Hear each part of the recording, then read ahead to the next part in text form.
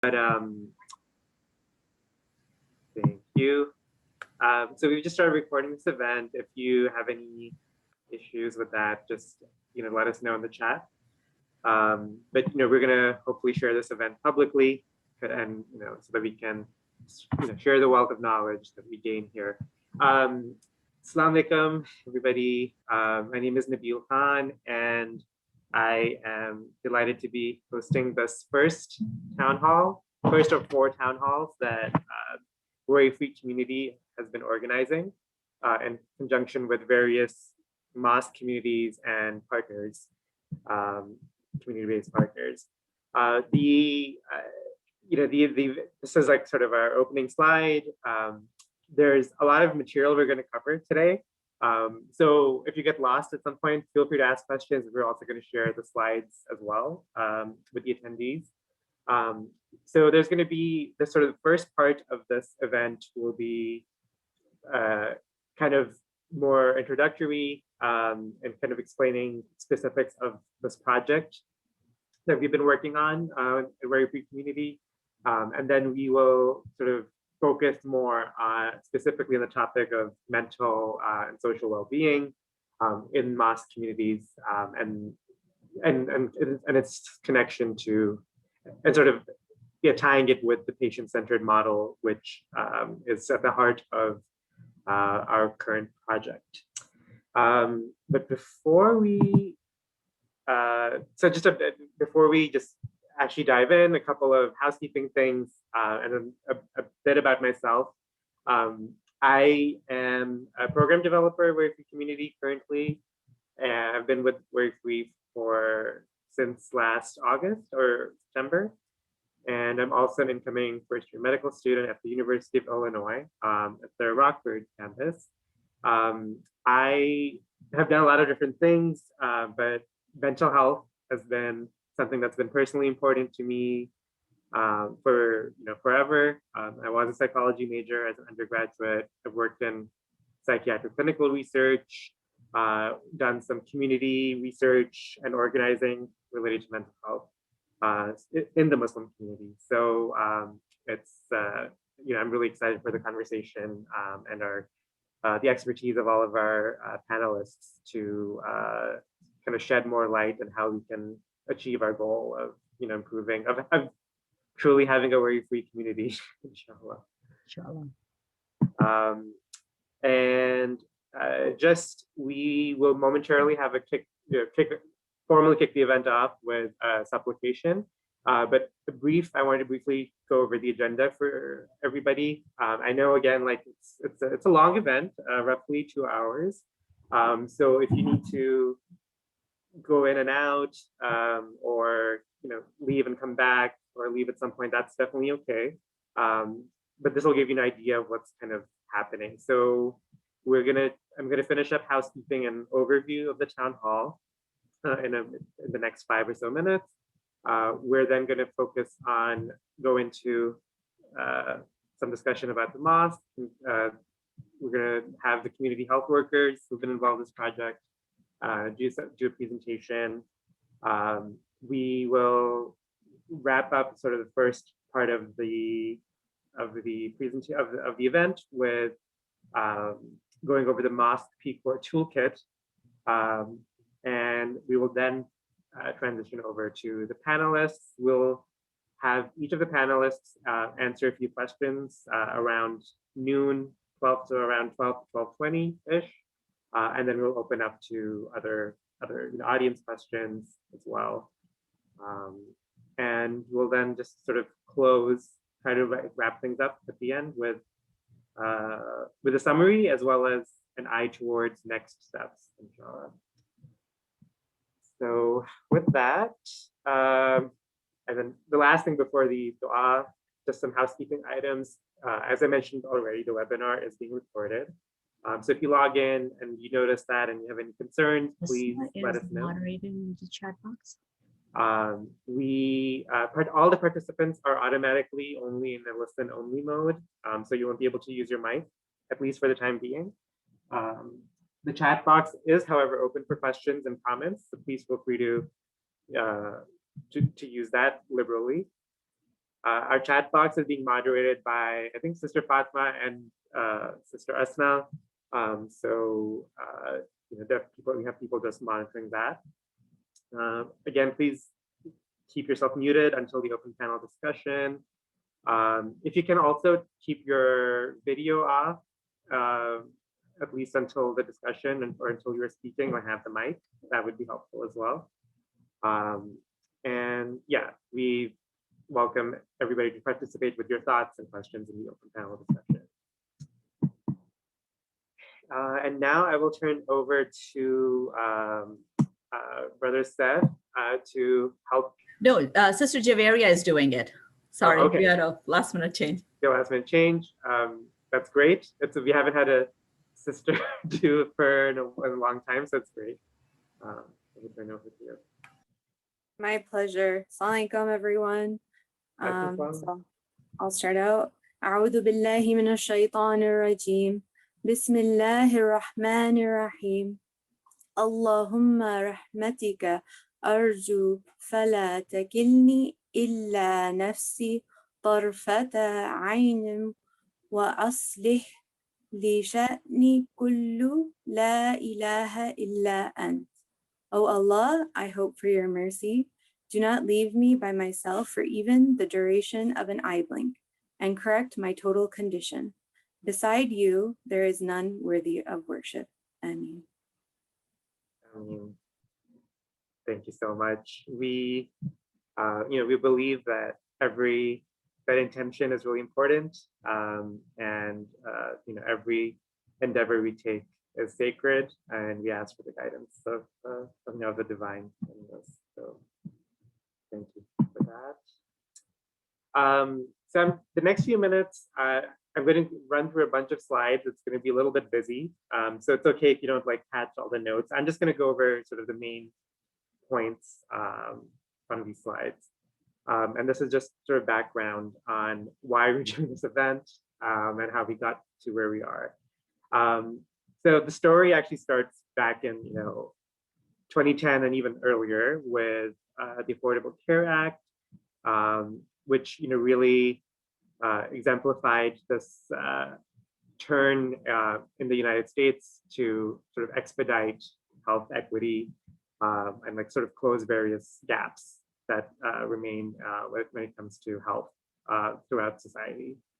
There was, with the passage of the Affordable Care Act, there was also, there were a bunch of new institutions and systems that came into place, including the Translational Sciences Institute and the Patient-Centered Outcomes Research Institute, or PCORI for short.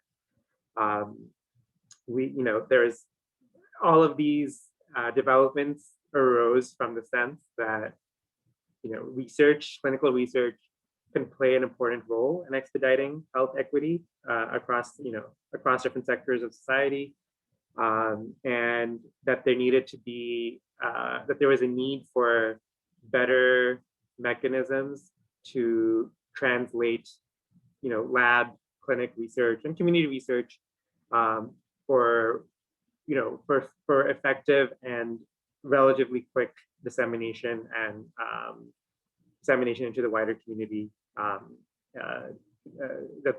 Traditionally there's been a gap. There's been there's a bit of a lag between the research and then its benefits actually appearing in communities, and then especially within certain communities being more underserved and more disconnected from research and the fruits of research. This image on the right, I just want to point out, sort of visual. This is a visual representation of 5 of the main components of the sort of ecosystem of research as envisioned by PCORI. So obviously you have researchers, then you have clinicians, you have patients, of course, you have all of the data that is gathered, and then all of this is happening in the context of of the national health system, of local health systems. Obviously, some of these roles can overlap. So researchers aren't always necessarily, you don't always necessarily need to be like have a PhD or a master's degree. To be a researcher, you could be just a patient in the community who's helping with research. And obviously a lot of clinicians are researchers as well. So how does this connect to us, Worry Free Community? So the PCORI funds a lot of different programs, research programs, and they have 5 strategic imperatives as part of their mission. And so ranging from promoting the development of sustainable, patient-centered outcomes research, infrastructure, dissemination of the research itself, developing, methodologies of this research, of this patient-centered approach to research, and then engagement, like actually, none of the patient-centered research can't work without engagement with patients, caregivers, as well as various community stakeholders that may not, that may sometimes be forgotten as important to community well-being. That they may play an important role in research as well. And so, as you can probably imagine, engagement is a bit of a challenge, especially for clinicians and researchers who are, maybe housed in academic institutions, and it can be a challenge to sort of actually build bridges and form connections of trust with a variety of stakeholders out in the community. So long story short is that we, Worry Free Community, in partnership with the Institute of Islam Medicine, received a grant to actually produce and foster this culture of engagement in the mosque communities in the Chicagoland area, and then hopefully, inshallah, beyond that. So we can talk about this in depth, but there's definitely mosque communities and their members are pretty diverse, but there's a general sense that there could be more that could be done to establish engagement between mosque communities and then the sort of in the system of research patient-centered. And so this town hall is essentially part of that. I'm gonna, even though we won't hear from them for a little bit, I'm gonna introduce the panelists as well as the community health workers briefly. So let's start with, we're very lucky to have 3 wonderful panelists with us. In no particular order, we have Dr. Mark Atkins. He's an emeritus professor of psychiatry and psychology, specialist in child psychology, and he's director of the Institute for Juvenile Research at the University of Illinois, Chicago. He is very focused on translational science these days, and he'll talk about this more, but he's very cognizant of the importance of prevention and not just treatment when it comes to mental health and cultures of mental health and well-being in our communities. His CV is super extensive, as you can see. He's been at the forefront of like mental health and mental health research through all of the organizations that he's been involved with. I won't go into all the details, but we are again really blessed to have him with us, and his wealth of experience will be very helpful. We will then move on to Mr. Skroki, who's a social worker who retired after a career of 37 years in public health and community mental health in DuPage County, and he is out there in the community, actually doing the work of doing mental health training and trying to spread expertise and awareness on mental health in communities. He has a master's in social work, and he also has clinical pastoral education training through theological school, which I appreciate as an alumnus of a divinity school. And so he also has a special interest in how faith communities can help build mental health resilience and support the recovery of persons with mental illnesses, which is, and his wealth of experience with the Interfaith Mental Health Coalition has meant that we've always seen him as a very valuable resource for us as we work to strengthen mental health in mosque communities. So he's a lay minister, so he really understands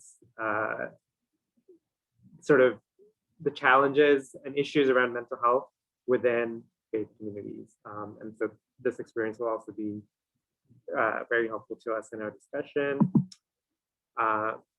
Lastly, but not least, we have Ms. Brianna Lance.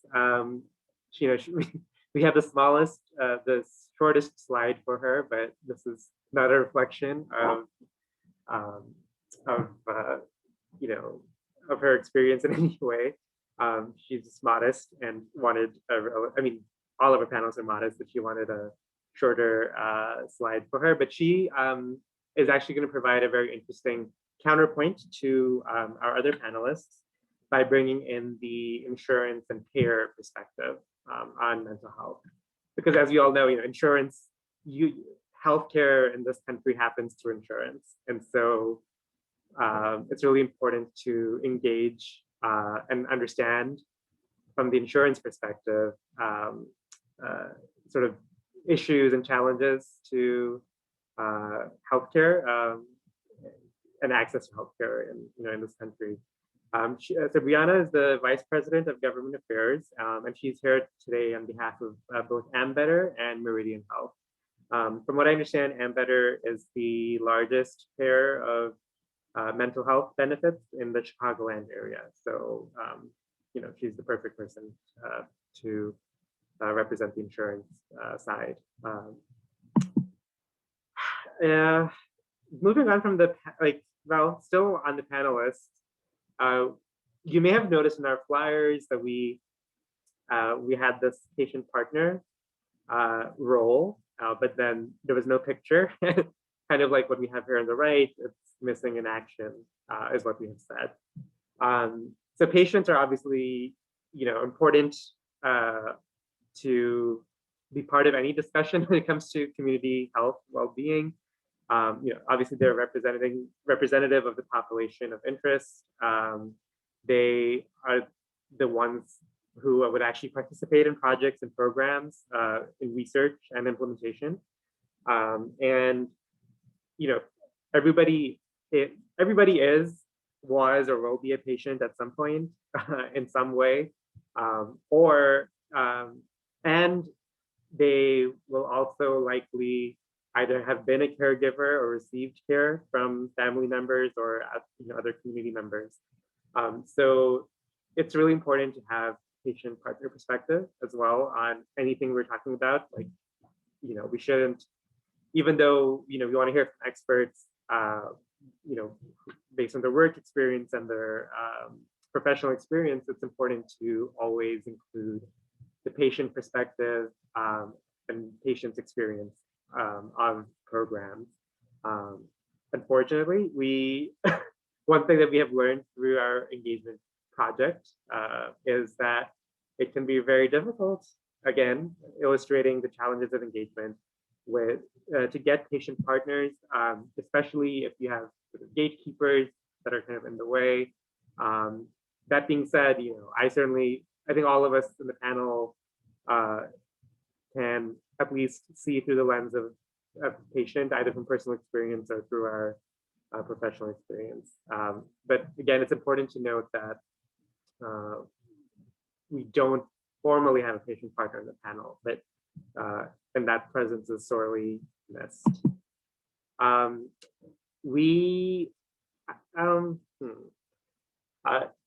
don't have slides for them, but I think yeah, I don't think we have slides for them at all, but also briefly wanted to introduce Shama Vora, Dr. Shama Vora, and Meher Dean, who were community health workers as part of our project, working specifically with the Bolingbrook Muslim community. And you'll hear from them in a little bit as well. So thank you guys for joining us. This is just a reminder again of where we are at in this long event. So we're going to talk a bit about the mosque, about the specific community of Bolingbrook a little bit, and then the larger Muslim community. We're going to talk about the mosque toolkit. We are going to have some presentation of data from our project, and then we'll go into the panel discussion. And again, the first part of this will be a little bit more general and not just focus on mental health, but mental health is part of the project as well, for sure.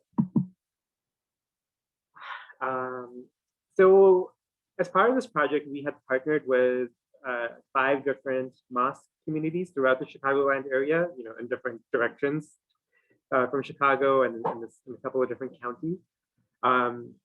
This specific town hall, and so the town halls that we are doing are, and I'll give more information about these future ones towards the end, but these town halls are being done sort of in partnership with each of the mosque communities. And so this one specifically was in partnership with the Mosque Association of Muslim Association of Bolingbrook. However, they just recently went through a leadership change, and the new board was unable to, with all the sort of transitions going on, they were unable to formally be part of the town hall presentation alongside us. So just wanted to put that out there. We were expecting to have some MAB membership in the audience, so hopefully that's the case, and we can hear from them as well. Just a note, the Bolingbrook Muslim community, of course, not everybody in the Bolingbrook area Muslim community necessarily goes as a member of MAB or goes there regularly. And the community also includes neighboring areas. So there's a bit of a wide catchment area.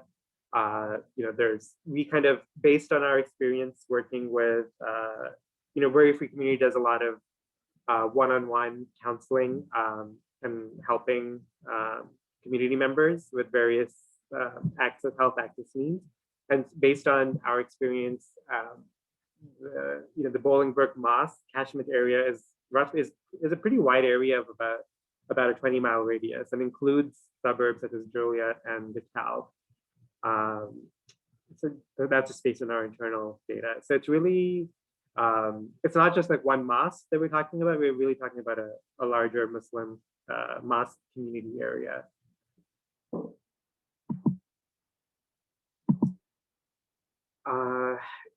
I'm now going to go into a bit about this mosque PCORI toolkit. And so our engagement was directed towards disseminating this mosque PCORI toolkit, which in turn was developed by Sister Fatma from Worry Free and other leaders in healthcare in the Muslim community during a prior project.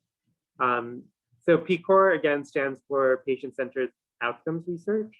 And we were trying to, this is kind of our attempt to, it's kind of a step towards building, a PCORI culture within mosque communities and sort of really tying mosques into like patient-centered outcomes research that's going on.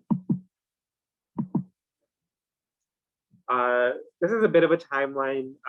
Won't go into too many details. However, just note that there was a prior PCORI grant project that Worry Free was involved with, called Engaging Muslim Americans for Research on Community Health. That project brought together Muslim American leaders from various arenas to try and get them to try to figure out with them how Muslim Americans could be engaged on community health. as much as the project title does. So that was called eMarch for short. So if you hear us refer to eMarch, that was that first project.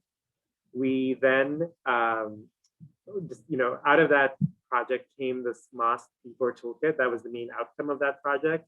And the current project is called Equipping Muslims with PCORI-based action-oriented research tools, or EMPART, or MPART for short. And that project began late summer last year, and it's going to be finishing up in October this year, inshallah. And then it'll culminate.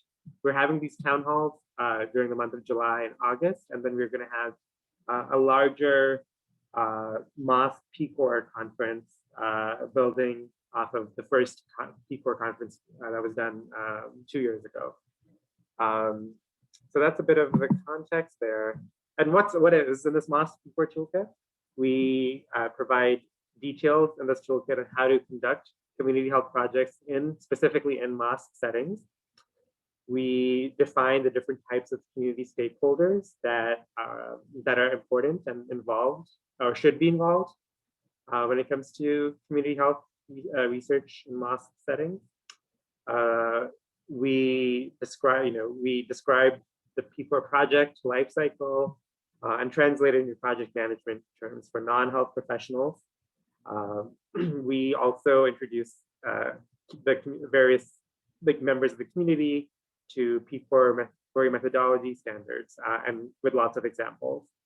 And so on the right here, we have this illustration of some of the key components of community health project management that we mentioned in the toolkit. So ranging from evaluation to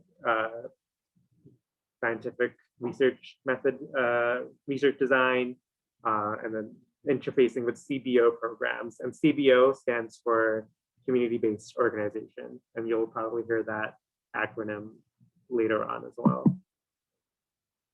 A little bit more about the toolkit. At the core of the model, really, it's going to be patients and caregivers. Then you have, if you were to sort of envision all the different players in a kind of in a sort of expanding circle at the core, or if it was like a piece of fruit, at the core you'd have the patients and caregivers. Then you'd have clinicians and researchers, of course, who are actually conducting and not usually initiating research. You'll have healthcare systems, payers, hospitals, and then ultimately at the broadest level, you'll have industry policymakers and training institutions who would then actually take that research and sort of help take it to the next level, hopefully, or enact it into policy. So within the toolkit itself, we obviously we mosque communities. There's a lot of Muslim spaces and organizations out there, but mosque communities were the obvious go-to spot to capture the interests of Muslim populations, even if not every single Muslim is going to a mosque or going to a mosque regularly. Mosques do serve as a hub for communities in a lot of ways. They're not just places of worship, but they are community centers in a lot of cases. A lot of, a good significant portion of Muslims are in the US are immigrants. So they can serve as language learning centers for children of immigrants, and many other things. So in our project, mosques have generally represented patients and caregivers. Obviously, clinicians and researchers are a component of mosque communities already. And then there's so many others who are outside of mosque communities, including some of our panelists here today. In terms of the third level of hospitals, healthcare systems, and peers, we've tried to also identify clinics and Muslim healthcare affiliates that can be that are already working with members of mosque communities, and so already have a stake in mosque communities' well-being. And then going to the most outer level of this diagram, local, in terms of sort of purchasers, industry, policymakers, etc. We're particularly keen to identify in the toolkit the importance of community social service organizations, and how to identify relevant policy advocates as well. So this is just kind of an overview of the different levels of stakeholders that needed to be engaged, both in our current project as well as in projects going forward when it comes to hopefully building cultures of research across these communities. And one of the recommendations of the toolkit is that there should be a mosque PCORI community advisory board that is made up of representatives of these various stakeholders in the community, and that's something that we are working on as well. The toolkit also provides guidance on how to use the PCORI methodology standards. They have various standards related to stakeholder expectations around patient-centeredness, around biases and engagement strategies, documenting engagement strategies, etc. So we bring some of that into the toolkit as well. I should say, like this, in addition to the initiative in Islam and medicine, which I've already mentioned, we've also partnered with Pastors for PCORI, which is a local group that has been doing PCORI related projects and advocacy, I guess, in a sense, for a little bit longer than us, and very free. So we've been learning, we've been guided by them as well in conducting this project. And just to sort of close the loop, the project, the way we try to disseminate the mosque PCORI toolkit is through training a wonderful cohort of community health workers that are paired up, that are matched up with a different mosque community to sort of provide focused attention to each mosque community.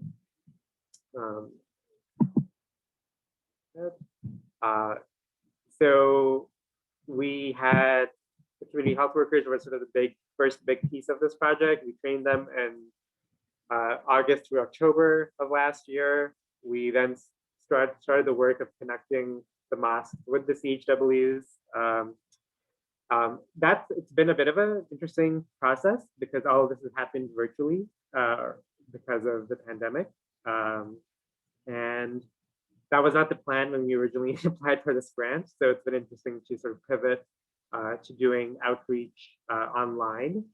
But it's been an interesting process that we can share more details about how we did that. And actually, I think Shama will, in a few minutes, will talk a bit about what the process was like from the community health worker perspective. We then have, as I mentioned, we're having the town halls right now. There's only going to be 4 of them, not 5. And then we will have our second Mosque PCORI conference open to a variety of stakeholders. So we hope all of you on this call will come and join us for that as well. And I'll share the dates for that towards the end of this event. And then the hope ultimately is that all of this work over the last year will then actually lead to the Mosque PCORI Community Advisory Board being established finally, and helping to take this work forward beyond this grant period. And I think at this point, we are finally ready to transition over to actual data from the project. A little bit more, I'm going to turn the mic over shortly to Shama and Meher. I know Meher was running a little bit late, so I'm not sure if you'll be able to join us right at this moment. But as I mentioned, the cornerstone of this project really was community health workers, because we needed people to be engaged from within the communities themselves in order for this project to work, and not just us coming in from the outside. So we actually developed a specific Masjid for training model for community health workers as part of this project. It covered the core competencies that are determined by the American Public Health Association for community health workers. So we covered each of these 8 core competencies: community engagement, advocacy, system navigation, participatory research, patient-centered research, public health approaches, coordination of services, education awareness, social, emotional support, and the aspects of being a community cultural liaison. We used various tools as well as part of this training, including the participation in the PCORI ambassadorship program, going over PCORI standards, going over research fundamentals as well.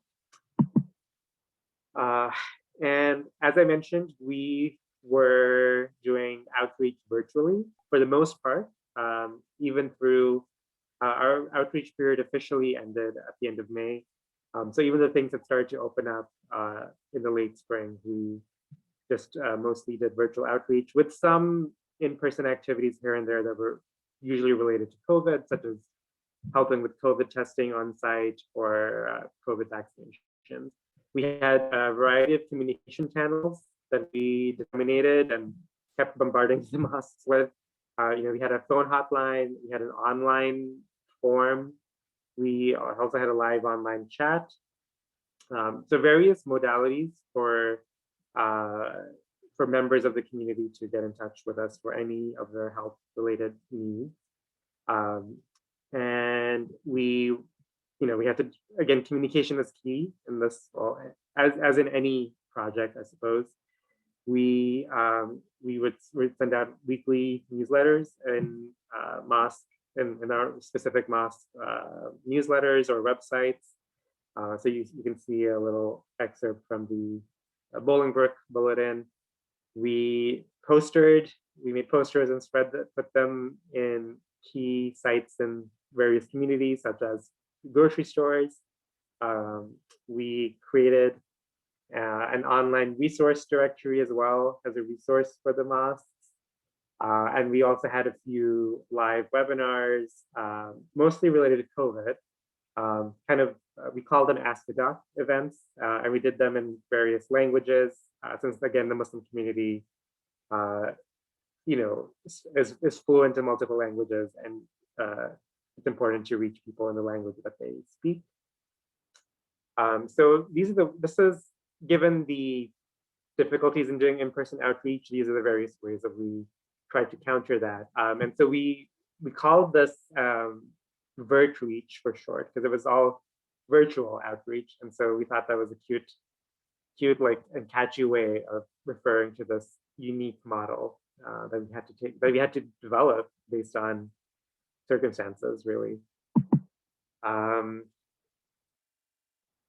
So yes, the sort of central point again, with all of these different modalities of engagement was a mosque before community health worker that was trying to meet patients and callers at where they were at, help them with whatever they needed, and help them make informed choices when it came to healthcare related decisions. At this point, Shama, is it okay if I turn it over to you just to walk us through? Absolutely. Assalamu alaikum, everyone, and hello. Thank you guys for joining. Thank you so much, Brother Nabil, for the wonderful introduction and everything. So my job as a community health worker was basically to be the liaison to try to understand what our community needs are. And we were thoroughly trained, like Nabil talked about in the previous slide, from August to October. It was an unconventional time, so we had to make adjustments. And one of our jobs was to kind of be the people on the other end when the community would call us, when the community would reach out to us, try to understand what their needs are, and just to monitor that sort of data.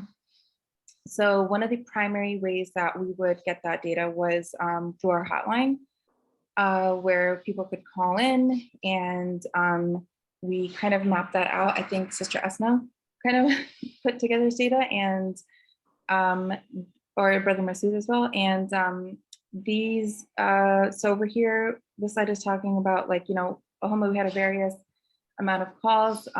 These calls were especially, we were getting a lot of phone calls during the open enrollment period.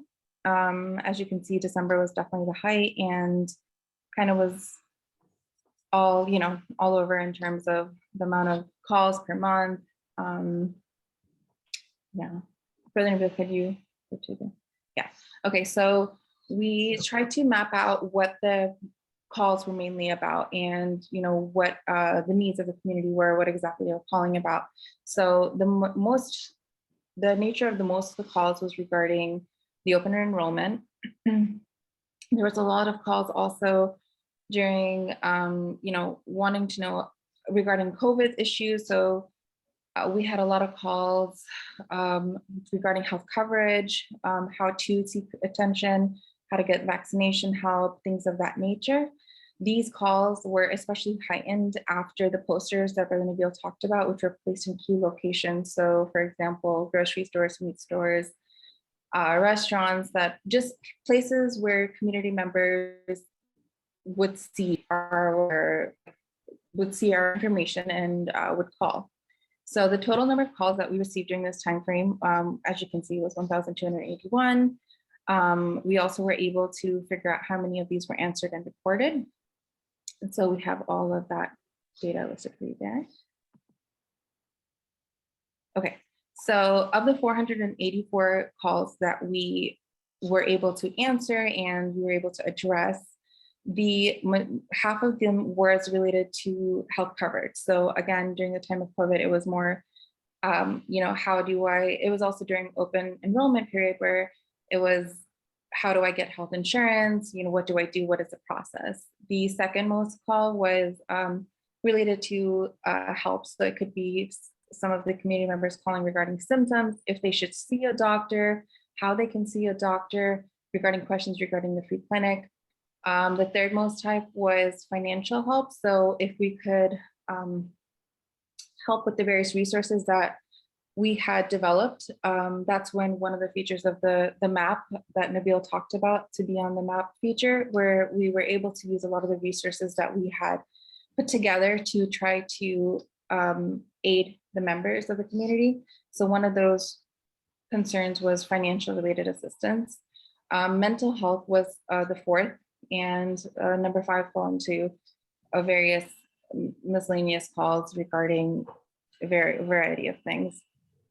But these were our top 5. This form was our intake form on the website. And we monitored what these forms were being asked about. Like if we, this was on our website. So if there was a concern, we tried to jot it down and try to address what the concern was related to. So the majority was access to care, then it was social sciences, then the free clinic. Okay, go ahead. Okay, so this is kind of graphing how many times we had hits on our website. So throughout the months, of course, November, December timeframe was the most popular, but this is how many people were coming to visit the website and kind of scope out. And the website, again, included our chat feature. It included our resources. We had a variety of tools related to the website. So we were able to monitor how many people were kind of monitoring it. And as you can see, it was kind of mostly, I guess you could say, during the peak of enrollment period / COVID, when that was our high end, when COVID was the most high end. So that of course correlates to how many times our website was being accessed. Okay. Oh, okay. Okay, so our online resource directory was something that the community health workers and all of our cohort came together to try to build, and it was a resource that we tried to reach out to various members of the community. So for example, there, mental health professionals within the community, pharmacies, or COVID vaccination sites, or COVID test sites. We try to map it as best as possible to put it on the map and make it available to our community as resources that they can easily access. So this essentially was a directory to just try to make everything as accessible as possible. And we allowed, we were promoting and wanting other, nonprofits and healthcare businesses that wanted to be on the map to go ahead and insert their information with the free online at the free online directory. And we had sent out these links. Okay, so this is a little bit more of the data that we were gathering. So we were monitoring how many times we were sending out a lot of our invitations for our stakeholder meetings through email. We were able to kind of monitor how many times the emails were opened and how many times they were responded to and how many people actually attended. And it basically helped to monitor if people are engaging with our outreach, or if people are engaging through emails. So we were able to get a bit of information about that. And as you can see, definitely people were engaging. Oh, yeah, go ahead, you're fine. Oh, sorry. Yeah, I think this next slide would be the last one. Oh, this is general. Great. So, well, yeah, sorry, go ahead. No, go ahead. Oh, okay. So yeah, this is just, I mean, maybe this should have been earlier, but these are like, this is actually sort of showing the sort of 4 communities that we focused on through this project. So Bolingbrook, is obviously sort of more to the sort of southwest sort of area. But then we were in a community in North Chicago, another community in the Worth, sort of Oak Lawn area, Omakta, and then MSI in sort of the West. Sister Shema, thank you so much for talking us through all that. One thing I realized I forgot to do earlier, since I don't know if you want to say anything else about the Bolingbrook community, just anything general, like, because I know you've been a part of that community, just any more information about what that community is like and what it was like for them during the pandemic? Sure. And I just wanted to say that I think because, like we spoke about a little bit earlier, MAB decided to, Bolingbrook community just changed their leadership. So we weren't able to highlight any of their specific data related to the vert reach. But we also, we were trained to be community health workers that would go in person. We were supposed to build bonds with the community in person, but unfortunately, because of the times of COVID, it was more of a virtual. But on a personal level, like Brother Nabil said, I've been involved with the Bolingbrook community, and I was mentioning this to Brother Nabil the other day that they are the one of the most tight-knit communities that I've observed, and tight-knit in the sense that when a specific scenario, just to go into for a second, there was someone that I specifically knew who had recently lost her husband, and everyone within the community, from the mechanic to, the mechanic, that there was a mechanic who was part of the community, he handled all of her car stuff, her car insurance, her registration, or any checkups. There was a teacher within the community who started going to the parent-teacher meetings with the mother to make sure that the kids were on track. There was someone who was working with them to help the mother get a license, and just everyone within the community came together to help an individual. And that was definitely something that stuck out to me. And when I went back to MABU after this project started, of course, there was a lot of limitation with how long I could be there and who we could talk to because of COVID, but I definitely noticed that it was a very welcoming community.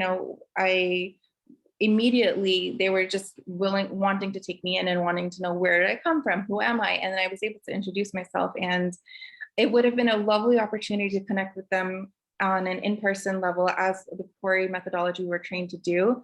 But unfortunately, we had to do all virtual stuff. So definitely a community that stands out to anyone, I think. And definitely a wonderful community to work with too.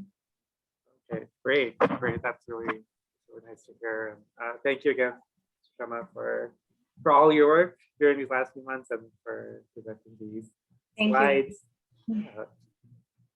So with that, actually, we're going to start switching gears now to specifically focus in on mental health and turn to our panel.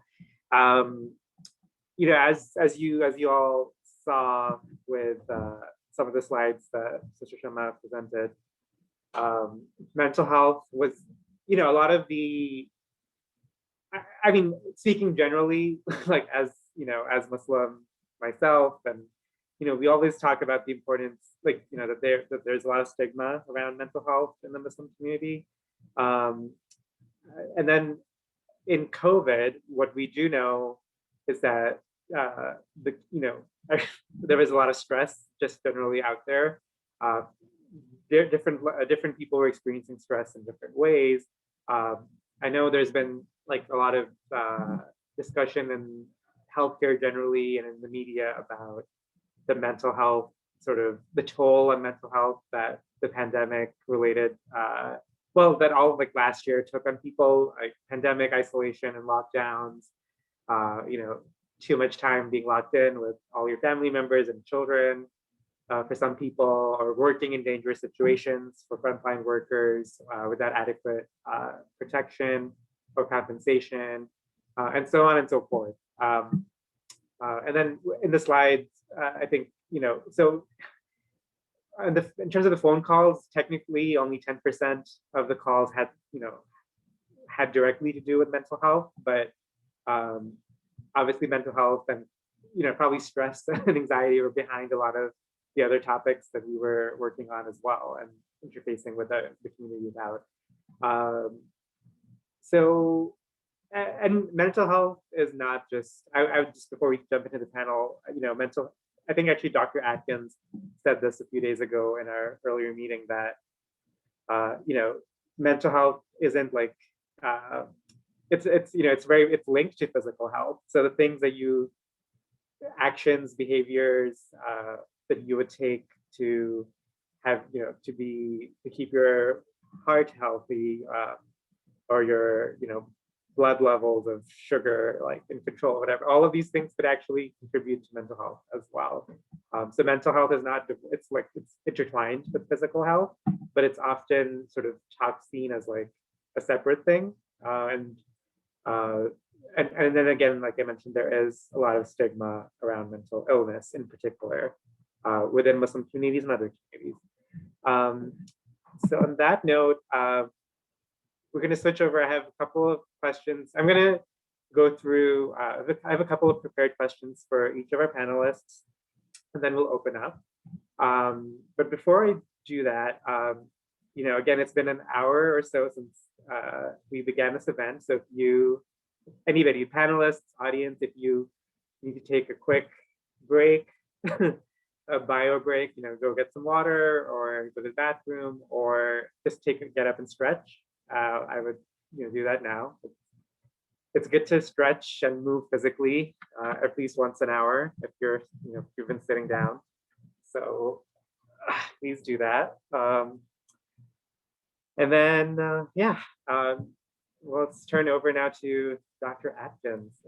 Dr. Atkins, are you there? I sure am. Great. How are you? I'm good. Thank you. That was an inspiring presentation. I have several thoughts about. I would definitely love to hear them. Yeah. Can I just start off? Can I just, if we were live, I would take this moment to poll the audience. I would ask people, given the description that Shema presented of the person who lost their spouse and the response of the community, how many people would say that that person's mental health was enhanced by the community's response? And I would be willing to bet, if I could see everybody, that everybody's hand would go up. And the reason I bring that up, and it's, of course, I know the questions you're going to ask me. The reason I bring that up is it's illustrative of two things. It's illustrative of how we misunderstand and mislabel what we call mental health we think mental health is something that you do when you go to a doctor or you go to someone's office, but that isn't mental health at all. Now, there is the concept of mental illness, which is an extreme reaction to things. And I'll chat about that in a minute, but I just want to focus on mental health for a minute. And you know, you mentioned the bill that we had talked a few days ago about, that many of the things that we think of as heart healthy are actually enhancing mental health, such as exercise and so on. So what do I mean by that? Well, in our country, especially, in this country especially, we have what I call a wait to fail model, meaning we wait for people to be symptomatic of an extreme reaction. And then we say, oh, it looks like you need some help. And people go, you know, I don't need any help. I don't want you to talk to me that way. I don't like being talked to that way. And I feel the same way often, right? But what if we thought of the situations that Shema described, and we said, gee, why would we wait for, and Shema, pardon me, I don't recall if it was a woman or a man who lost their spouse. I'll just say a woman for the moment, which is what I think, if that's right. Why would we wait for her to be, quote, symptomatic or anxious? We know she needs some help. Let's get in there and do it. And my question to the mental health community is, where are we at those moments? Why are we waiting in our offices for people to show up when we can activate community? And by the way, that woman would not want me to come to her home. She doesn't know me. But there may be things in her community that I can help with. That as somebody who is I like to call us a trained mental health professional, right? I'm a licensed psychologist and I'm a researcher. And so maybe there's some tools I can offer folks. And that's what we do. That's the work we do at University of Illinois, Chicago, is that we try to bring what we know to community, because community is where it's really going to matter the most for folks. So I was inspired by your comment. You couldn't have led me a better example of how I would like to redefine mental health to focus on the things that really matter to people. Absolutely. Thank you. Thank you so much for that. And I mean, this really actually what you have shared touches on what I was going to ask in the first question. But just kind of like you said, going off of what you just said about how you can provide tools to communities, what in your experience, or in your, like, once you say you do provide those tools to communities, like how can the communities then use, and organizations in the communities use those tools to develop programs, or how can they sort of formalize or put into or operationalize, I don't know, some of these tools and principles and put them into practice in their day-to-day? Right. I think in two ways. One, a community group, an organization, a group of friends, a book club, a community group has a better sense of their community than would an outsider like me. And so if I'm working with communities, which I do, and I'm hearing what's going on, for instance, colleague of mine was talking about her son's school, and they just had 2 students who took their lives. They don't know what to do, right? So we are going to help them find the tools to have the kinds of discussions. And who needs to have these discussions? Well, of course, parents and teachers. But are they doing that now? No, it's taboo. They are not touching it because they're scared to talk about it. They don't know what to say. And my work and my colleagues, we can offer them the confidence to say, no, you're not going to harm your kids. You're going to address concerns that they have. And the same questions you have, they have, and those kinds of things. So I think on the one hand, we can provide some confidence, but also these tools need to be vetted. And you know, we talk in the field about evidence-based practice, but that is a misnomer in a lot of ways. Evidence-based practice, which is the sense that there's this evidence out there and we can pull it down and bring it to our community, may be true, that may be true, but it may not be true. And so we need the community vet that. We need the community to say, that doesn't feel right to me, but maybe we can do it this way. And that's what another thing we do is we try to adapt some things to fit the needs and the concerns and the way that communities are understanding their own needs. To touch on that second point, actually, about evidence, obviously this event and our Worry Freeze project is in the context of attempts to try to bring more research into existence that is like relevant to our Muslim communities, and then also linking, providing the benefits of new research that comes out and making that accessible to the community as well. How can you? I think you had talked a bit about this as well, and the test run a few days ago. But can you talk a bit about the difference? Are there any differences between evidence gathering and research in mental health versus like other maybe medical? Yeah, I think there are. I think on the one hand, we in the mental health field, we don't have a blood test. We don't have a blood pressure cuff. So if there's a medicine for high blood pressure and a doctor gives it to you, they're going to check your blood pressure to see that it's working. And if it's not, they're going to change the medicine. That's hard for us to do in the mental health field because we don't have that objective test. The term I prefer is evidence-informed practice. And what I mean by that is we use the existing evidence to inform our thinking. So there's a literature out there, say children's mental health. I follow that literature quite closely. If a group of parents were concerned, we'd sit down and I talk to them about what the literature is saying about anxiety and school refusal and a number of things that come up, ADHD and so on. And then we can then see, and then that's what I mean by evidence informed. We take the evidence we know, we inform the community, but then we need to collect the evidence locally. And that's why I'm so impressed with what you're doing, because your community, the Muslim community that you represent, has no reason to assume that the research that was conducted in other communities, in other contexts, would be relevant to this community. There's no reason to assume that, but we can find that out ourselves. And your community wants to know the best thing to do for our people, our families, right? So we bring that information, say, which part of this makes sense to you? Let's try it. And then let's assess it. Let's study it. We get questionnaires, we interview people, we talk to different community members and find out, does this seem to be helping? Even asking people themselves, clients themselves, or in this case, community members, what do you think about that conversation you just had with your daughter about school and going back to school, and she's a little nervous about going back to school? How did that go? So, well, it wasn't very good. We didn't really communicate. Okay, well, let's figure out what we can do differently. And those are the kinds of things we want to be doing, but we want to be doing them locally.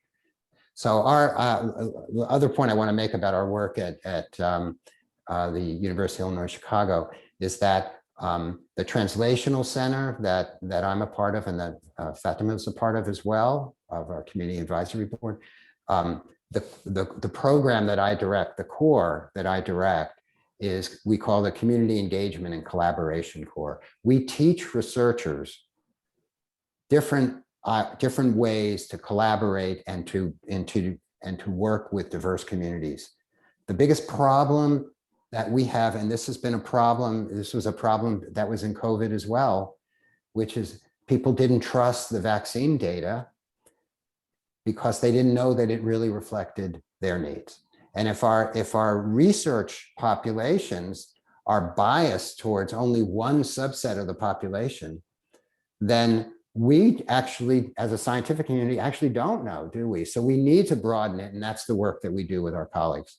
We work with researchers so that they're more sensitive to the needs of different communities and understand how to collaborate in a way that will increase the diversity of their research.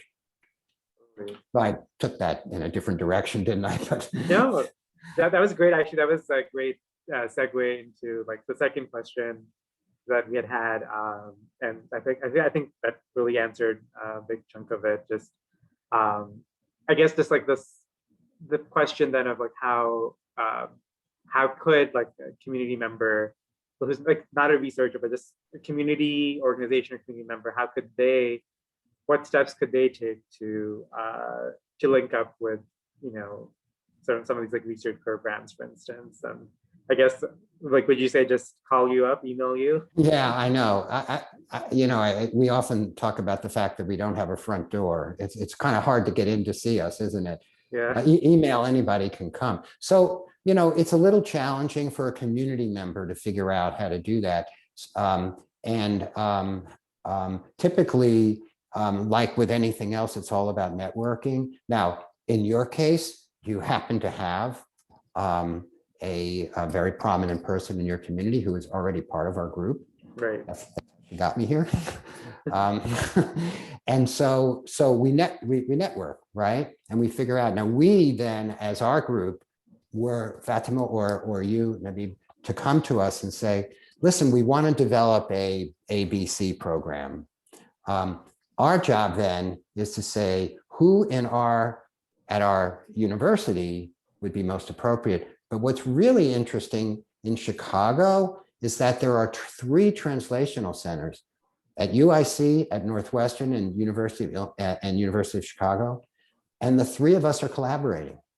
I mean, this is unheard of in academia. I mean, we don't do this, right? But we are, and we've been doing it for 12 years. We meet every month. We meet with the Chicago Department of Public Health.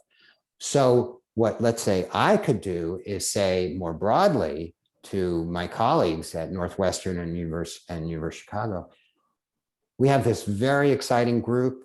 They're based out of Bolingbrook, Bolingbrook's what I heard, so I'm just going to say that. And they're looking for partners to do A, B, and C.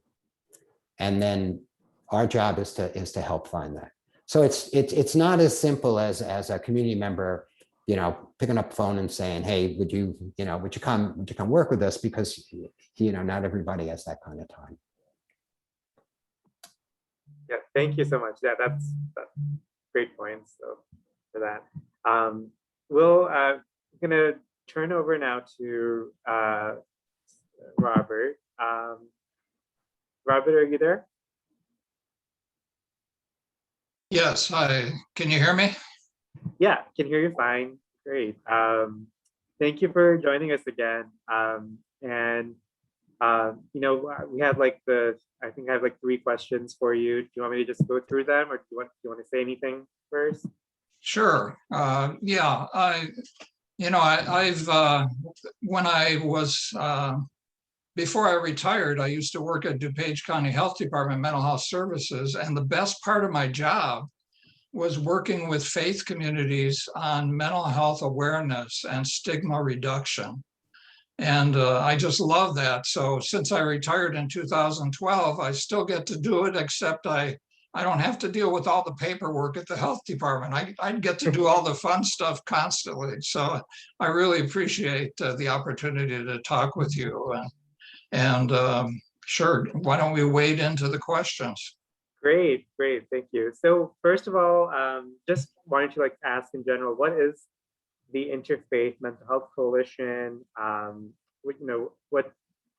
Who's part of it, and what do they do? And kind of like, are they?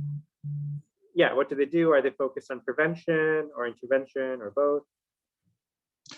Yeah, the Interfaith Mental Health Coalition works in Northeast Illinois, sort of the Collier counties and Cook County.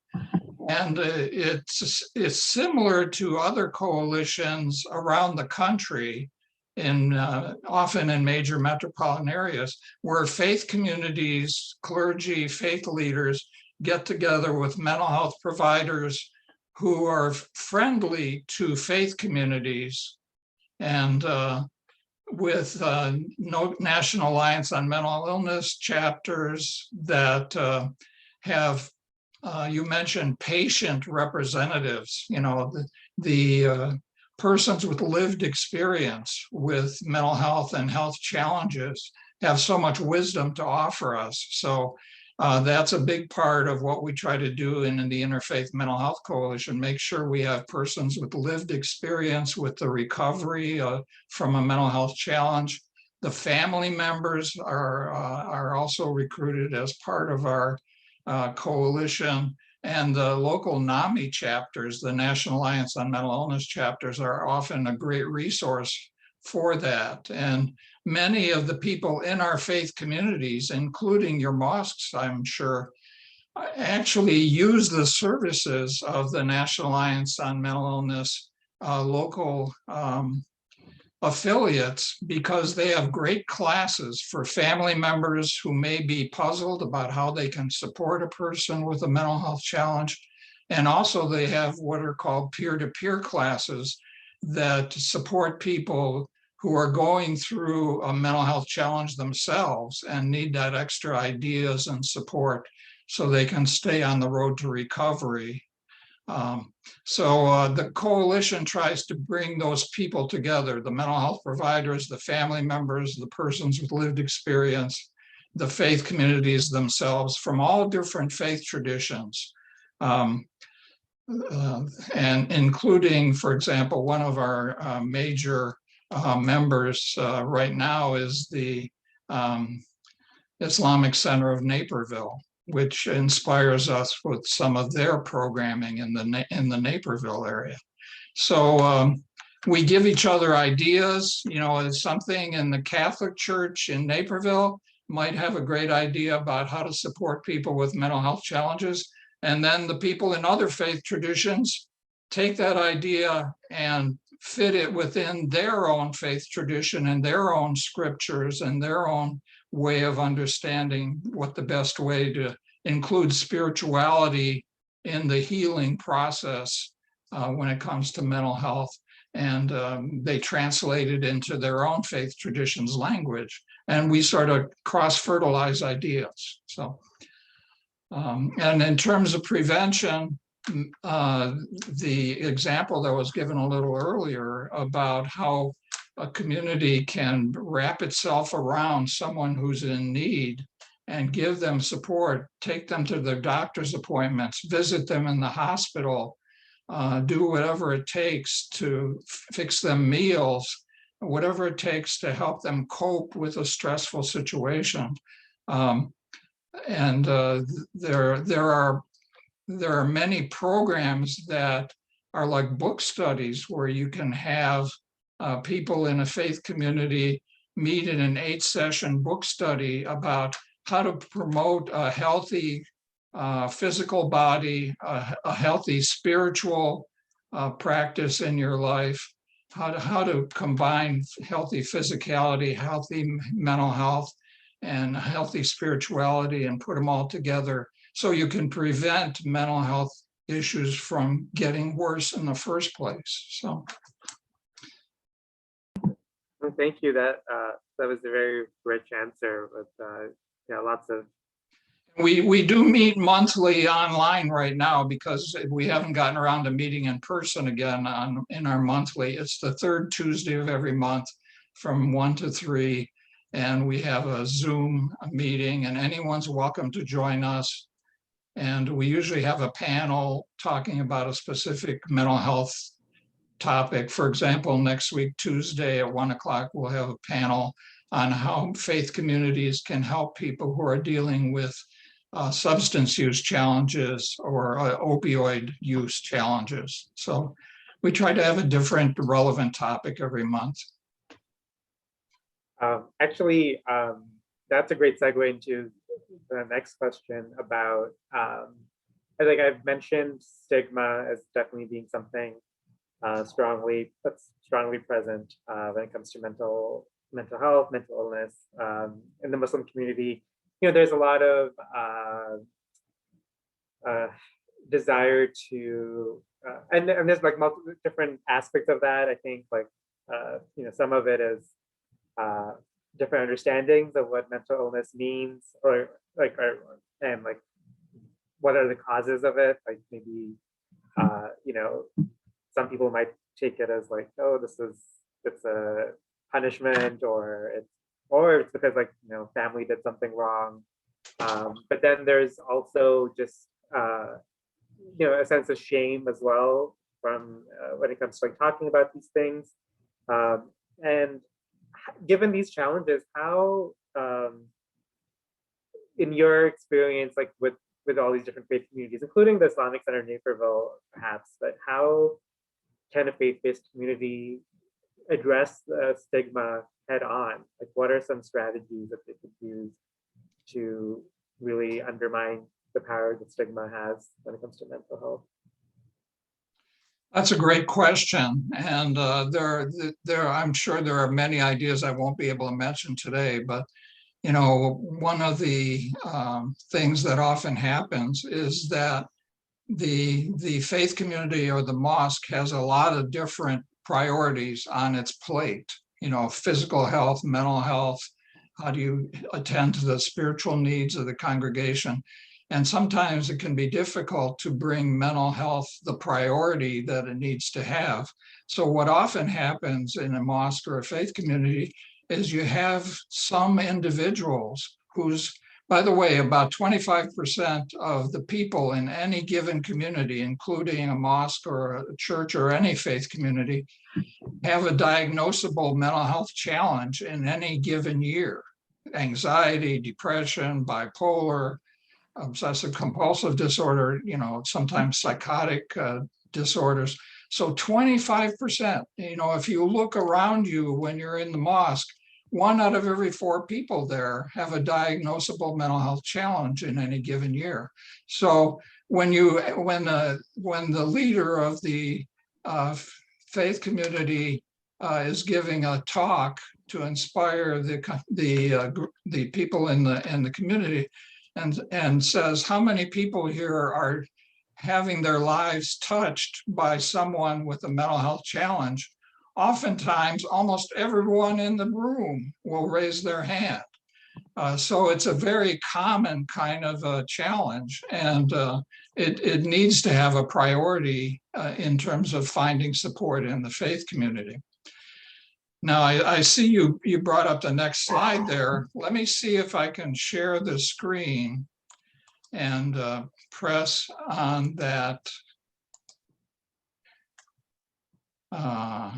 Let's see. This did work in the, okay.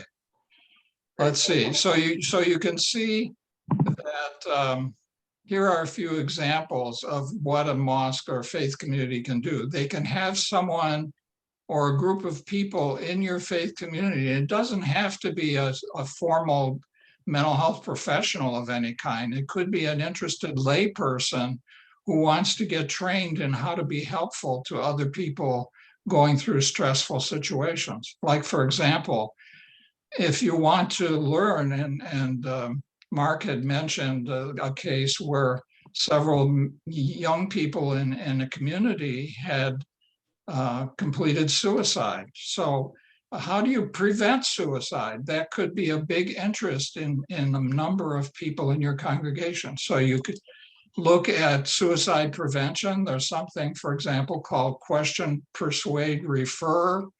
You can get some online or in-person training and have people build up confidence if they notice someone is looking very isolated and discouraged and looking, and you have a sense that maybe they're contemplating suicide. You would know how to approach them, how to be of support. I care about you deeply. I notice you've been going through a rough time in your life. You've had some losses. I want to be there to help you. And you can broach a conversation and start talking with them and see if they may be considering suicide, and ask that question directly. Or mental health first aid, for example. Within our community, there are over 50 volunteer instructors providing mental health first aid programs where you don't have to host it at your own mosque or faith community. You can encourage your members to register for these online and in-person classes, and they can get the training they need to feel confident in helping people talk about their mental health stresses or trauma. Many people have been going through trauma experiences. Many immigrants go through trauma experiences just coming to this country, let alone some of the traumatic experiences that often happen in our country. And there are faith community networks of people who are trained in helping people be supportive of people who are going through traumatic times, including, by the way, contacts with our criminal justice system. Oftentimes that can be traumatizing in so many ways. So it's a great resource that people can become aware of. And just as an example, there's a program called Mental Health Ministries that you can access online, and you can see on the left-hand side here, there are wonderful things: addiction resources, anxiety, books, articles, bulletin inserts for your newsletters. How do you create a caring faith community? There's a 10-step model for doing that. How you can have handouts, and I'll set up a library in your faith community to talk about mental health. How you can have sermons by the faith leaders so they could actually have talks about how common mental illness is and mental health challenges are, and how people can support each other in coping with how to set up support groups for people, how to do trainings. And so there's just a lot of different resources. I don't want to take up a lot of time, but as you go through the slide set, which hopefully everyone here will have access to, here's one. The Islamic Center of Naperville, for example, has a family support service that's free of charge, where people going through family stresses of different kinds, domestic violence, people in need of individual and family counseling, they can get free of charge short-term counseling, assessment, and education. So there are lots of those kinds of resources available. And for people who want to be companions to people as they recover from anxiety or depression, there's a great 4-hour training on companionship that talks about how to be neighboring and walk side by side and be a good listener to people who are going through mental health challenges. So this is just a little sampling of the wonderful resources that are out there. This is so wonderful. I think I did not know about most of these resources. So thank you so much for sharing. And again, we will share the slides as well as a recording of this event with all the attendees. So you can get that information later. I'll go back to sharing my screen. So thank you so much, Robert, for sharing all of that. I'm gonna just switch gears now and turn to Brianna. Hi. Hi, how are you? Good, how are you? Good, good. Thank you again for joining us. So we had a couple of questions that we, I think, hopefully you had a chance to look at them before, but we were, we'd love to hear your perspective on any of this from from your position and with Ambetter, and how can pairs sort of, what is their role, I guess, in maximizing mental health, especially in sort of faith-based communities, and how, what are sort of some things that you guys do or are looking to do to amplify your impact in that space? Yeah, so I think the first thing I want to talk about is really understanding your insurance benefit. And so the two products that I work with, Ambetter and then Meridian. Ambetter is an exchange product, so sold in Illinois on the commercial exchange, and then Meridian is a Medicaid product. And so both of those products are governed by Illinois law. And so I just want to be clear that my answers don't always apply to every product, because if you have a Medicare product or an employer-based insurance product, those are governed by federal law. And so I think, first and foremost, it's understanding, where your insurance is coming from and then what rights you have to advocate for yourself within that product. And it gets very confusing, and it is something that, as someone who has worked in the insurance industry now for over 15 years, I find still tough to navigate. And so, I guess really encourage, there's a wealth of knowledge, especially as we see community health workers that are getting more and more involved, different advocacy groups, to always utilize those support systems when navigating the healthcare system as a whole. But specifically for those two products, Illinois, it has one of the most rigorous mental health parity laws in the country. And we actually just added to that with a bill that's anticipated to be signed this summer. And so we really, as a resident of Illinois, or someone who has a product that's governed by Illinois law, there really is the teeth in Illinois to make sure that you are getting the benefits that you deserve, because the idea of mental health parity, as passed by the federal government, was really, as I think one of the previous panelists said, to look at mental health like we look at physical health, and making sure that people are putting prevention first, just like they would in terms of their physical health. And so in terms of specifically benefit design for faith-based communities, almost all of your insurance benefits are going to be really tied to the provider, so to the hospital, to the doctor, to that. But one of the things that we are pushing for as a company, and I think as an industry, is really what we would call a value-based model. And so in that, we're really looking at working with the providers in terms of reimbursement that has shared savings, and looking for innovative ways of delivery, including working with all types of community groups, including faith-based ones, to really figure out within the community that provider is serving, what is the best way to deliver services, and how can we financially entice them through shared savings or through monetary incentives to work with those community groups to be delivering healthcare where it meets the person, as opposed to, as someone else said, sitting behind your desk and waiting for them to show up. Let me interject here. So this is a beautiful conversation. Thank you so much, everybody, and such valuable resources that we have brought together. And thank you for the three panelists and our community health workers who have actually tremendously, worked diligently to bring and have been sincere to the profession, really. Here's my question because I see these three components. I see social services, I see community mental health prevention research programs, and I see the payers.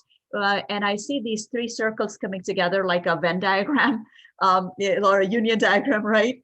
So we have these shared spaces where we are all working, and patient is definitely in the center of this program.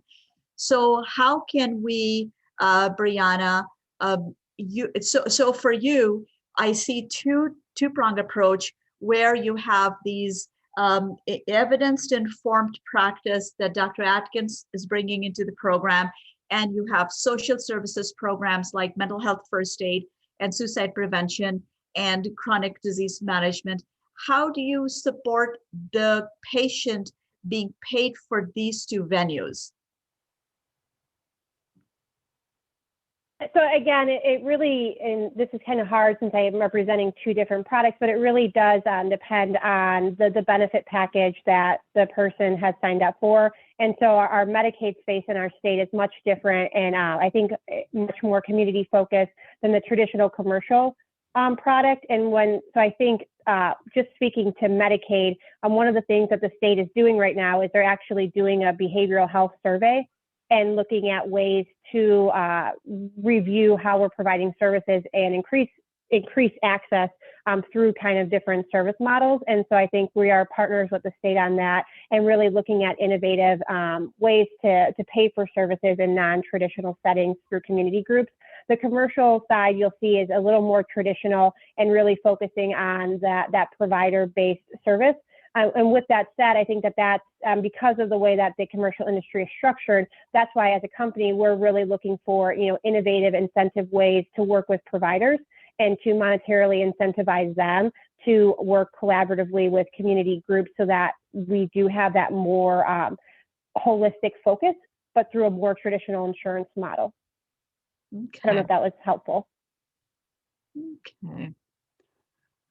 Yeah, we would definitely need to have a little bit more dialogue on that end to develop a practical program with community health workers to actually help the state or you out with that with the patient care and patient-centered.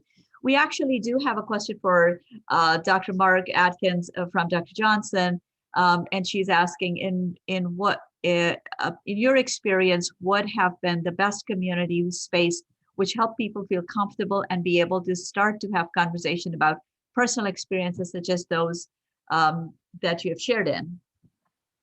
Sure. Yeah. If I may, I just want to make a quick comment on something Brianna was talking about. I think in many ways, the insurance community is ahead of the mental health community. They're getting prevention and understanding it more quickly than the professionals in the mental health community. They haven't adapted yet. And the reason is, I think it's fair to say, it saves money. If we can prevent disorders, then it's much cheaper to deal with them. That's fine with me. I don't care why. All I care is that we get in here earlier. So let me then pivot to the question.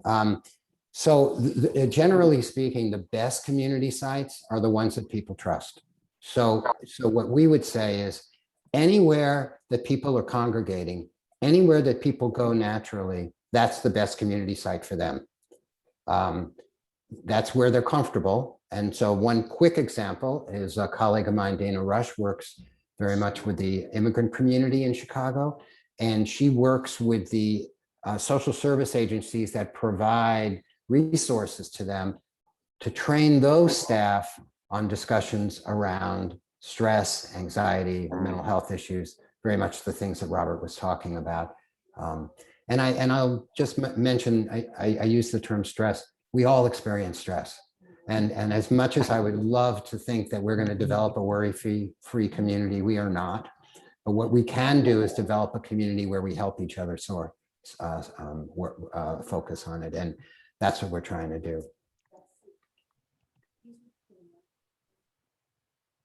Okay.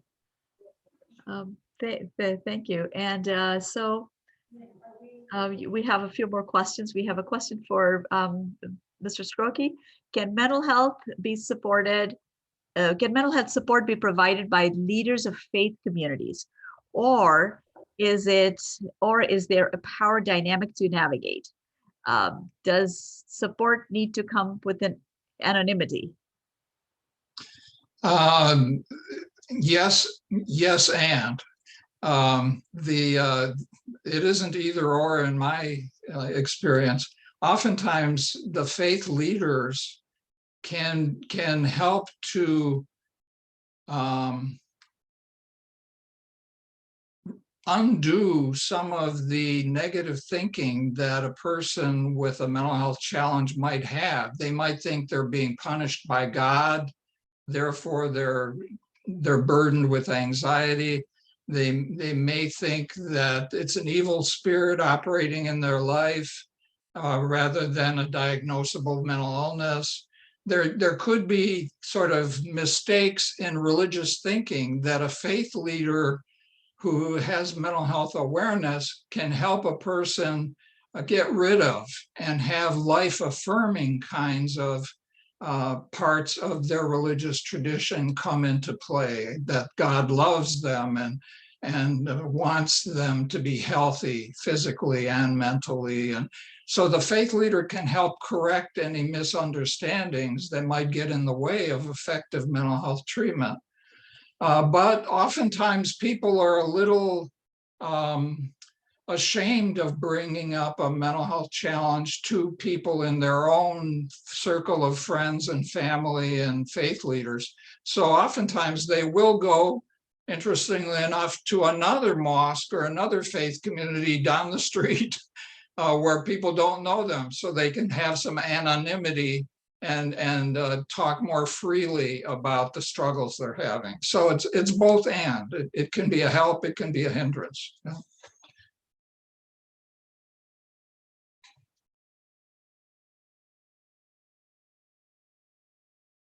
But oftentimes there's a lot of research, by the way, that shows that if a person is facing depression, suicidal thinking, severe anxiety, one of the first people they'll go to is their faith leader.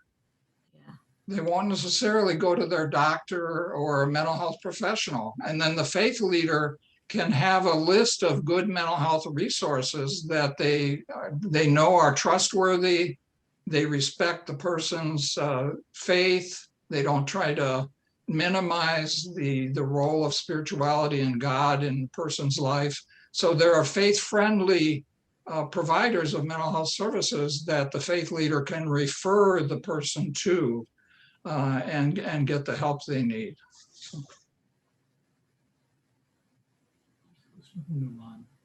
Yeah.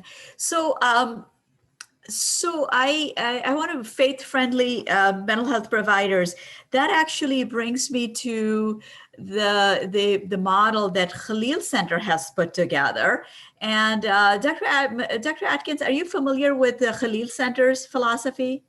No, I'm not. Okay, so they have actually, it's an interesting aspect, and Brianna, I don't know how it would fit in, because Khalil Center actually has put together the two things. They have put together toolkits for the mosque leaders, imams, faith leaders, and they also have put together for the mental health providers, where the mental health providers take a faith-based approach to actually help the client. Now, the problem is that particular program has not gone through the steps where it gets approved by under the CPT code or the diagnosis code. So therefore, they haven't made into the evidence-based or evidence-informed practice realm. So Dr. Mark, I want to know, how can you help that aspect? And Brianna, how would you help tie that to get paid? Well, if I could start off, because Brianna, I think you could piggyback on this. So my job then with this community is to help them see what parts of what they're doing do conform to an evidence-based practice. Now, frankly, if it doesn't, I'll tell them that. I'll say, well, we really don't have any evidence. And an example of that just came up recently with somebody who wanted to disseminate information on nutritional treatment of cancer. She felt that she was able to cure herself through nutrition. And we had to say to her, I won't challenge that, but what I will tell you is there's no evidence that I know for that. And so therefore, we're not going to be able to help you identify how you might, in this case, how you might bill for it, but this was a different set of circumstances. So very often, and in fact, what you described that the Khalil Center is doing was very broad, but I can imagine that much of it is very thoughtful and providing support to spiritual leaders on how they can talk to their community, the way Robert was saying. I can easily identify that as an evidence-based practice for you. We just have to come up with a component that makes sense. And I'll just give one more example. Very often, community groups that we work with develop their own parenting programs. They bring parents in and they provide them support. We will help them identify what components of that conform to an empirical literature that they can then say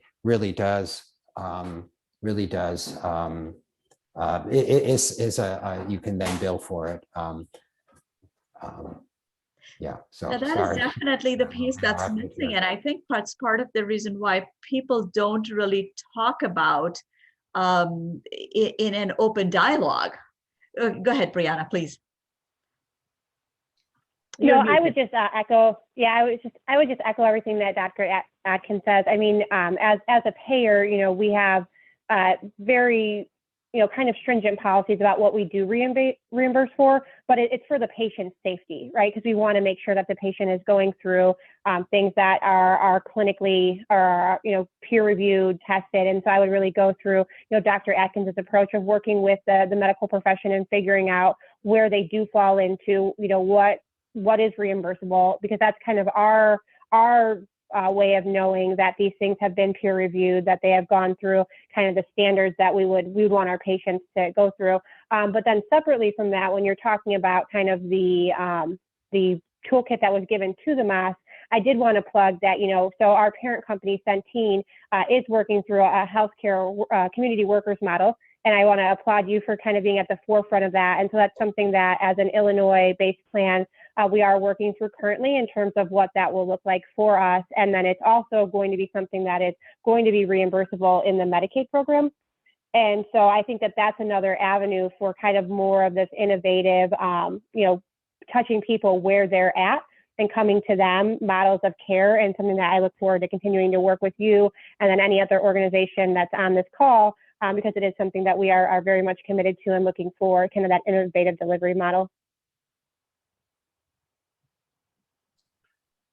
I just want to say too, this reminds me that many members of the Interfaith Mental Health Coalition are faith community nurses who combine an emphasis on physical and mental health with their services being reimbursable as nurses. And sometimes their salaries are paid partly by the healthcare system and partly by the faith community that they are serving. So there are a variety of models that can be used like that. Very good. Any other questions that we have?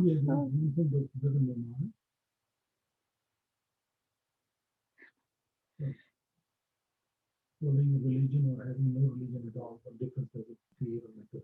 That's an interesting question. Milan's question. Yeah. Do you want to have? Yeah.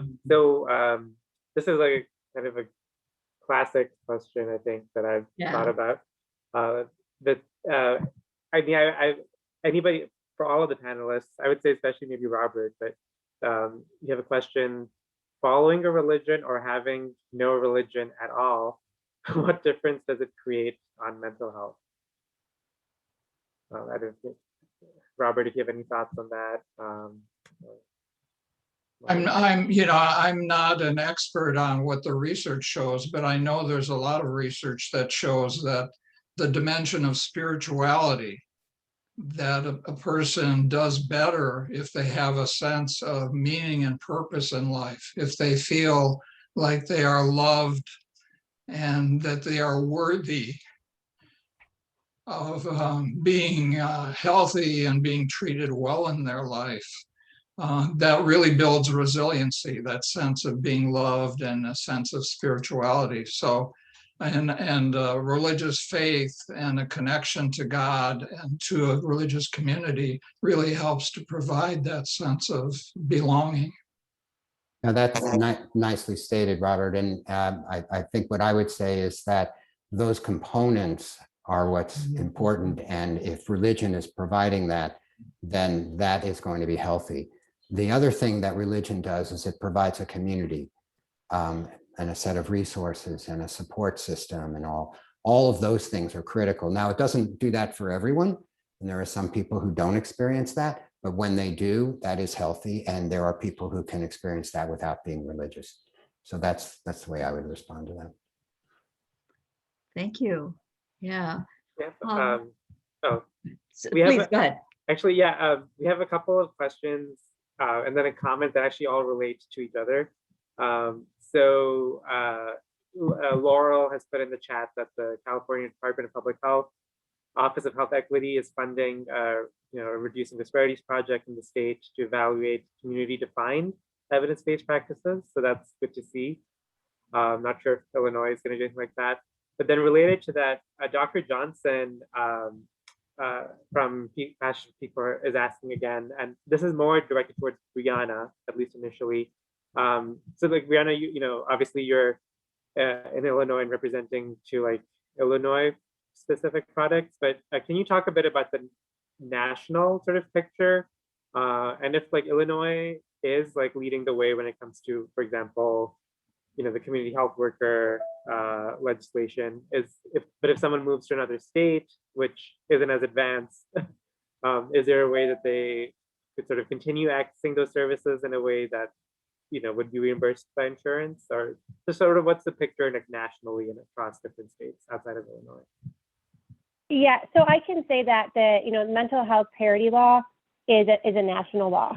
So in regardless of where you live, I mean, there should be parity in your insurance product, which means that your mental health and your services that would, keep you healthy in that regard should mirror those of physical health. So, you would go to a chiropractor before you have to get back surgery, similar to you should be seeking, therapy before you, hopefully don't have to be hospitalized for kind of an intervention for a mental illness, as Dr. Adkins pointed out.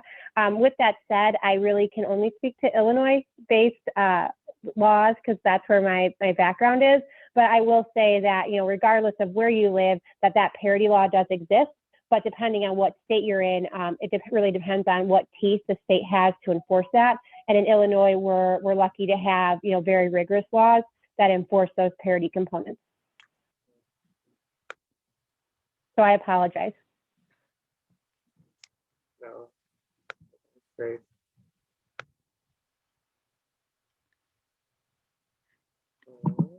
Any other questions by anybody?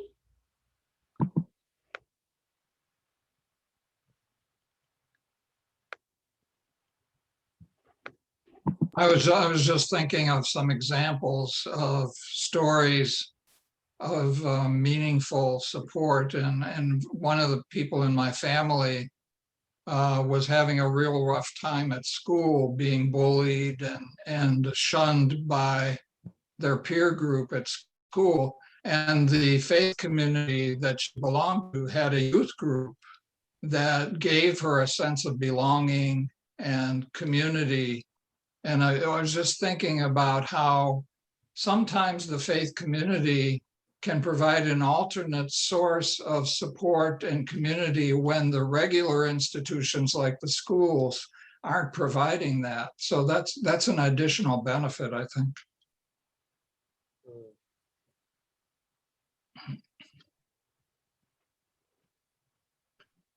Totally. But that is why we should have a faith community or a faith-based mental health group at the faith-based institutions such as mosques, or even at community-based organizations like ours, where people can reach out that, listen, this is within this particular domain, and we have the resources like, Dr. Mark Atkins and Robert and Brianna, where we can bridge in these gaps. Yeah. Interesting, yeah. I really appreciate this. Has been very helpful. Yeah, any more questions? Oh, go ahead. One of the things the mental health first aid class teaches is that not only are professional treatment services, medications, counseling, other kinds of professional treatment programs very helpful, but also there are encouraging self-help and other support services that can be, like prayer practice or meditation or physical exercise or well-being groups at a local mosque. There are lots of those kinds of non-medical programs that are very important to keeping a person on a healthy track in their life. So you need the professional services, you need the informal non-professional services to have a holistic sense of health and well-being in your life.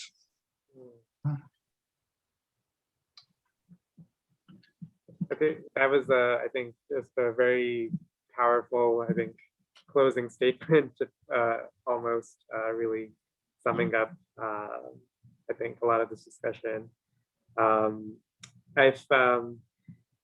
Since we're at, we do need to, since time is running out, if there's no more questions, which I don't think there are, we'll go ahead and just do a few closing remarks. I just want to acknowledge everybody. Yes. Of course, the panelists, definitely the community health workers, the BIL and the staff, Masjid and Asna, who has worked diligently in putting these together. I also want to acknowledge Anika Nirala and for her support with some of the pictures and the data, and also Dr. Rebecca Johnson, who has coached us throughout this entire project and done a tremendous job in helping us understand patient-centeredness. And I also want to thank the Courtney Clyde, of the program officer at PCORI. She's not here with us on this panel, but she has been phenomenal in really coaching us how to do patient engagement and community development and community engagement. Lastly, I would like to acknowledge the Orbit 360, our communications partner, and Bilex MD, who have actually have made the Vertreach possible. They have done excellent job on the back end, and through their support and through their guidance, we have been able to do to put out the communications model together. But lastly, and most importantly, I want to thank Dr. Padela, who literally had the faith in me to ask me for this study back in 2016. Without his support, we would have never been here, and we would not have put together this entire panel. So we have been very fortunate, and I thank Allah subhanahu wa ta'ala for that. Absolutely. Thank you so much, Sister Fatma. I think just looking ahead a little bit, I mean, I think if I do say so, based on the discussion today and like the work in our project and our conversations with mosque partners, I think we're primed. Mosque communities are primed to go. There's a lot of resources out there. Some within the Muslim community, like Legal Center, and Naperville has this family help line, but there's other sources as well from other faith-based communities that we don't have to reinvent the wheel. Like there's a lot of resources. Now it's just a matter of putting together, I think, sort of a structure that can enable these programs to flourish. And we've touched a lot upon the importance of community health workers, faith-based nurses, in helping mosques and mosque communities meet that goal. Given that there's so many demands on mosque leadership's time, mosque leaders can be informed, but they're not necessarily experts in mental health, but there are other avenues for mosques on the ground locally in their communities to develop such programming and resources for their communities. And then, as I mentioned earlier in the presentation, our specific team's sort of contribution is to come up with mosque PCOR Community Advisory Board that can help sort of translate all of this insight into practice across mosque communities in Chicagoland and beyond, and hopefully serve even as a national model. Because it's interesting, like Mr. Soroki, you mentioned Naperville, and obviously Naperville was not one of our community partners in this case, but I think there's so much that mosques can just learn from each other if only they communicated. So I think it points to the need for communication and national sort of coordination. We will be touching upon this topic and how to take it forward at our our 2-day symposium that I'd mentioned before. So please save the date. It's going to be September 18th and 25th. So it's going to be split up between these 2 days. It's going to be maybe just a couple of hours each day. And we'll, once the agenda is finalized, we'll send that out as well. But just please save the date for this. And again, this was our first town hall. We have 3 more. The next one is next Saturday, the 24th. Then we have a couple more coming up after that. And some of the town hall topics, like presentation, will be the same, the Vertreach, the background, but then we're going to focus on specific topics other than mental health affecting, the Muslim community. So if you're interested, please keep an eye out and register for those as well. And thank you, everybody.